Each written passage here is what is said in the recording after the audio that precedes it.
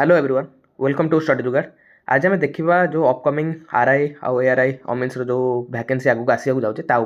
तो रिसेंटली गोटे तो प्रिलिम जाइए आरआई पिलांकर तो यहाँ था 2024 नोटिफिकेशन जो 2023 तो 2024 प्रिलिम्स है तो प्रिलिम्स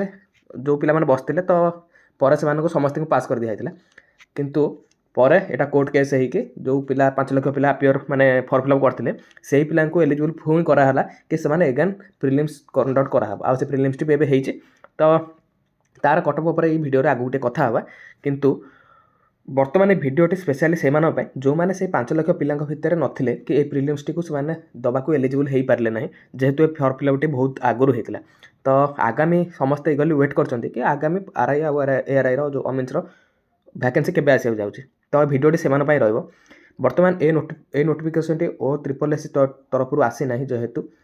जदियो न आसचे किंतु एटा डिपार्टमेंट जो रेवेन्यू डिजास्टर मैनेजमेंट डिपार्टमेंट तरफ बर्तमान एटा गोटे एप्लिकेशन रिलीज कर दिया तो आ बेसिस रे बर्तमान मीटिंग कंडक्ट हम और तापर जाइए ओ ट्रिपल एस को वैकेंसी पे नोटिफाई कराब ओके तो एटा कराई क्या द्वारा ना एडिशनल सेक्रेटरी जो गवर्नमेंट अच्छा रेवेन्यू डिजास्टर मैनेजमेंट डिपार्टमेंट सी सब कलेक्टर मानक नोटिफिकेशन टी पठे एप्लिकेशन टी को आटा अर्जेंट मैटर रे गोटे मीटिंग कंडक्ट करने urgent matter recruitment of O triple S RI ARI ऊपर ये लेटर नंबर टी देखो ये पड़ी तापर लिखाई in inviting reference to the subject cited above, I am directed by that you are requested by letter under the reference of the file fresh online requisition with O triple SC to fill up। ए देखो तो लिखा है कि fresh आ गोटे online vacancy create करने examination conduct करने O triple S to fill up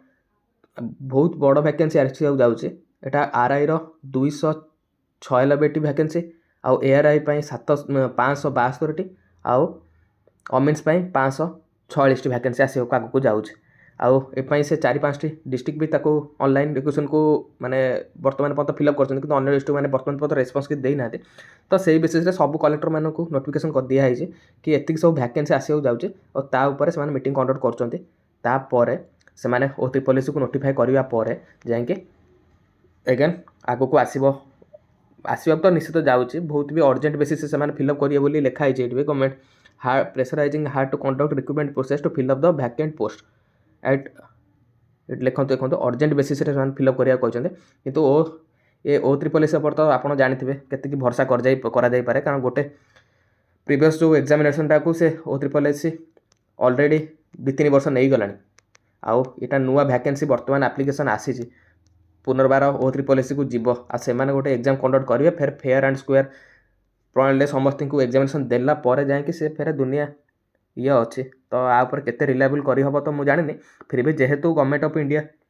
government of Odisha तरफ गोटे नोटिफिकेशन जारी होती तो निश्चित गोटे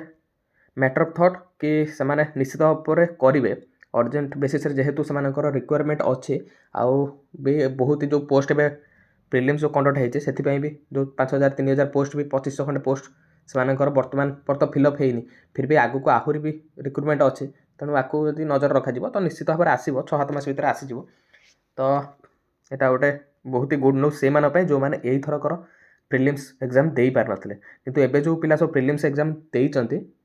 तो से मेन्स जो माने प्रिपरेशन बर्तमान जारी रखिथे आउ कटअप वीडियो भी चैनल में पड़ीचे तो मु डिस्क्रिप्शन में देदेवी कटअप जो वीडियोटी तो आपड़ निश्चित चेकआउट करेंगे कि केते कौन कटअप रही आप मेन्स प्रिपरेशन जारी रखिए आउ ये वीडियोटी थिला जो मैंने आगामी एस्पिरेंट जो मैंने RI ARI exam eagerly wait करते ओके रही देखा नेक्स्ट वीडियो।